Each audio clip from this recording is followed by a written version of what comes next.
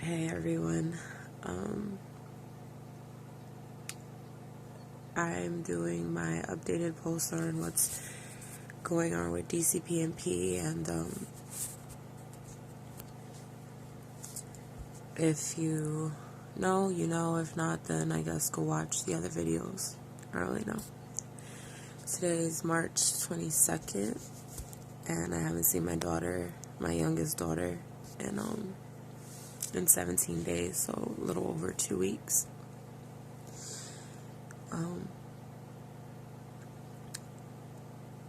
DCP has told me that I need to get the police reports for them, and I need to get the pictures. I'm not allowed to do that. I can get the police report, which I've already gotten, and they tell me they can't take it from me, so that I need to sign a release form with the police station, which the police obviously don't do. They said that, DCP Fatima Senabre has said that she needs the official one from them, so that I need to sign a release form from them, because otherwise it never happened. That if they don't get a release form to get it from the police station themselves, that what happened to me never happened, because there's no proof.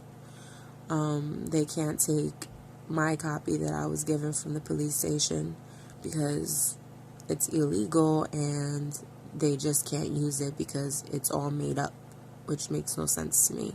But I can get why they would need it from them. But there's a domestic violence case going on, so all they have to do is go to the court and get them. But even still, I don't understand how you have the right to say that my paperwork is fake, or that I hurt myself and am blaming someone else. Like, for somebody to do that, you really have to be psychotic to really even think of something like that. But that's what's going on. If I don't release those forms over to them, then therefore I was never in the hospital, and therefore the police never came, therefore there was no abrasions on my neck, therefore there was no bruises on my arm, therefore he never abused me. I made it all up, according to DCP, and especially more over Jaime Carbajal. He's the one, as well as Fatima, who keeps saying that I made it all up. So I don't know.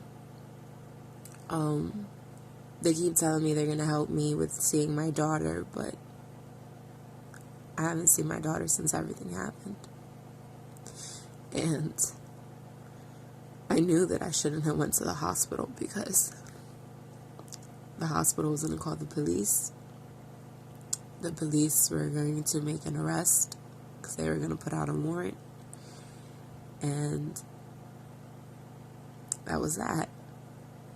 I know that I could have easily lied to the hospital and said that I was fine. But then again, why would I have gone? I could have said that. I could have said anything.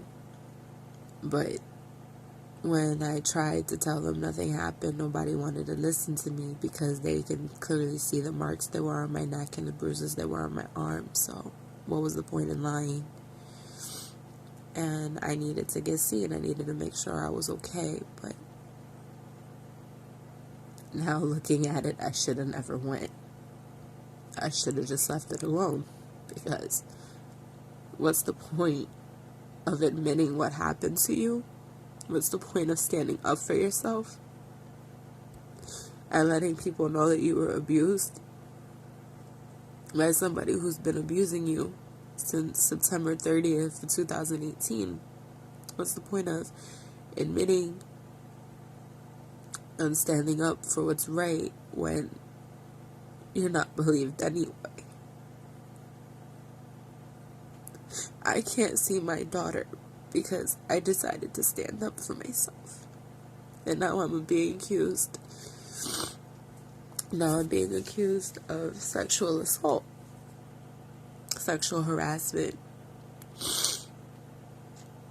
because I put a restraining order on the boy who abused me. Like, I don't understand it. I could beat the sexual harassment accusations that he's given me because I have plenty of recordings of us just conversating and everything. But I've had so much time taken away from my daughter and myself. I've had so much bonding time, precious moments that I would never get back.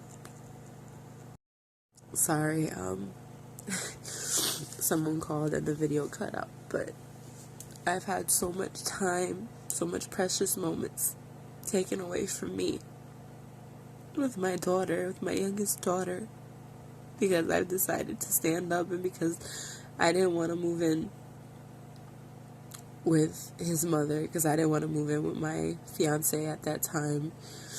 I didn't want to move in with his mother. I should have just kept my mouth shut. I should have just listened. I should have just did it. I should have just did it so that way I'd have my child. You know, I sit here and Dcpp says, oh, you're such a good person. Oh, you look so young. Oh, you're so beautiful. You're so articulate and educated and you do all that you're supposed to do. There's nothing wrong. I have a video. I have a legit video. A recording. I have a legit recording where Fatima Senabre sits there and says that even Jaime himself, Jaime Carbajal from Dcpp, Middlesex County, that they made a mistake.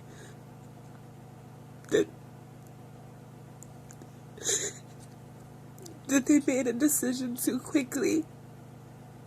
And they should have never took away. That they never should have took away my baby.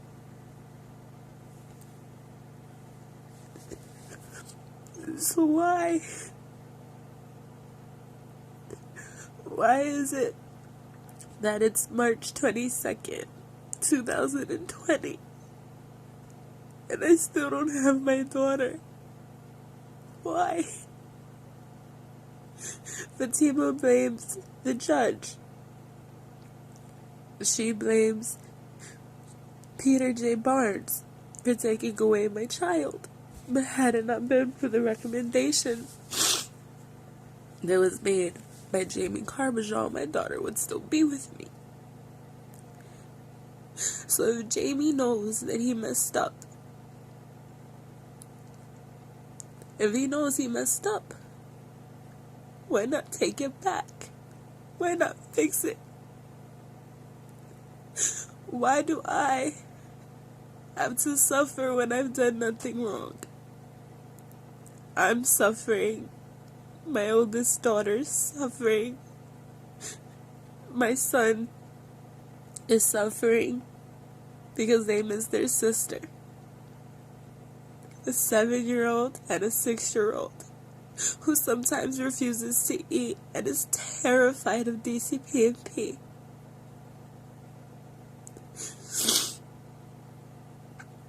Nobody, not me, my daughter, my oldest daughter, my son, we can't sleep without something of my baby. My daughter was ripped from me by Dcpp, and they claim that they never did anything wrong.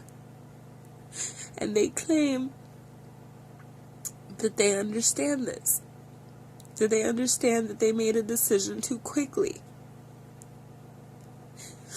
And Fatima Senabre continues to say that she understands my pain. She knows what I'm going through. But reality is, nobody knows what I'm going through. The only people who know what I feel, other than the people that I talk to, because even they don't really understand, is somebody who's gone through the same thing I'm going through right now. And even then, they don't understand because each person is different. I almost died giving birth to my child. I almost died giving birth to Zandalin. And she was born with the cord around her neck, blue and purple. They were so afraid. My daughter was born backwards. She wasn't born the way she was supposed to be. Technically, I was supposed to get a C-section. North Beth Israel never gave me an ultrasound before they induced me. But it's funny. It's really funny. Fatima claims she knows what's going on, that she understands how I feel, and she knows that I'm a good mom to all my kids and that there's no concern. Yet I'm a high-risk case in Dcpp&P's eyes because of a boy who decided to be spiteful.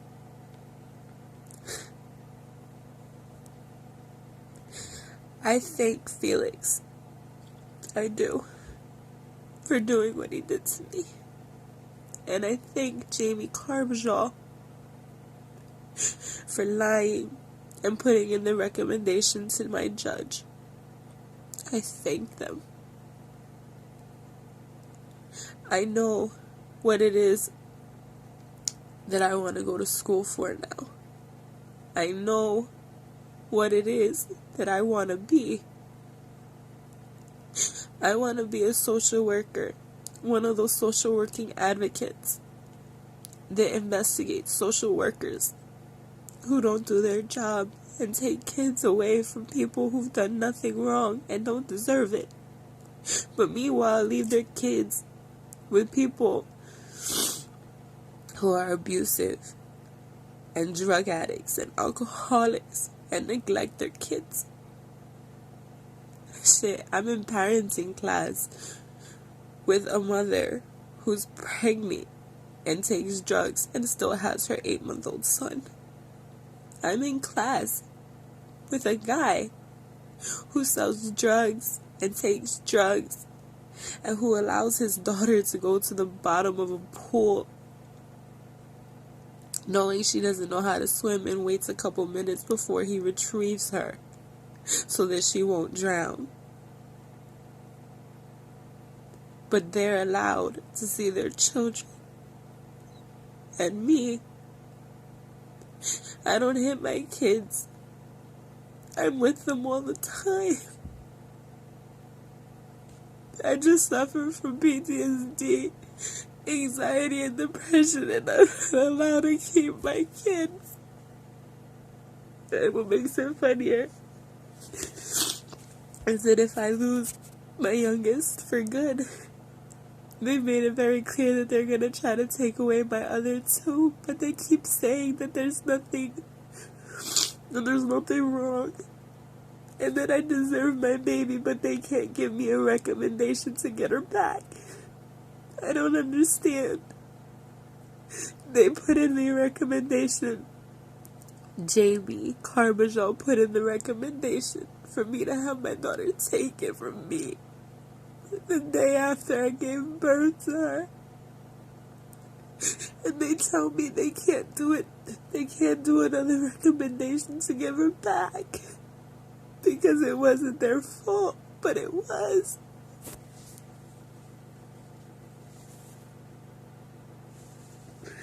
They keep telling me that my abuse is fake, but then they tell me that they understand that it was real, that it happened. I don't understand anymore. I just want my daughter. She's with a man who threatened to kill her and tried to kill me and tried to hurt my other two children. She's with a man who may not be her father. She's with a freaking person who's mentally unstable, races cars, sells drugs, does drugs.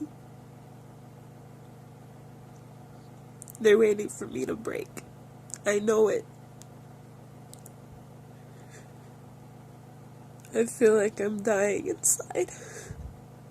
and they're just waiting for me to break. I've got so many letters from doctors and therapists and people, character witnesses, telling them that I'm so good, that I'm not bad, and nothing. They're telling me that I don't need to take parenting classes and that I don't need to be in therapy because they know that I'm good. So why can't I have my daughter? They're trying to cover up everything that they've done. And my family gets to suffer. I get to suffer in pain every day until I get her. And with this whole coronavirus, I can't even go to court on the 27th. And it's not my fault, it's nobody's fault. It's the fault of people who don't want to freaking wash their ass, freaking hands, and all that other shit so they don't freaking spread anything, but whatever. And it makes it even funnier because they're telling me that, oh, you don't need to go to therapy and all this other stuff, and especially with the coronavirus going on, you don't need to do this, that, and the third, but they're sitting there saying, oh, that I still need to do all of this so that way I can get my child back, so I can get Xanderlin back. But how am I supposed to do anything with the coronavirus going around? So I've been sitting here risking my life and risking the lives of my other two children and even my mother because I'm still going outside so that I could go to therapy and do what I gotta do just so I could get my daughter back, knowing that if I was to get sick, that's it. I have asthma and the coronavirus gets into your lungs. It's a respiratory infection. I have a weak immune system. I was born with a weak immune system. I have asthma and I have a hole in my heart. If I get sick, everything I've done is for nothing. I get sick for weeks, and I get sick for months. If I catch the coronavirus, who knows what will happen.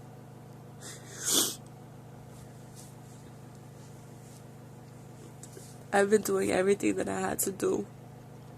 I even went to class with 105 freaking degree fever, where I had strep throat, just to make sure I did everything for my daughter. I've been risking my life from the very beginning.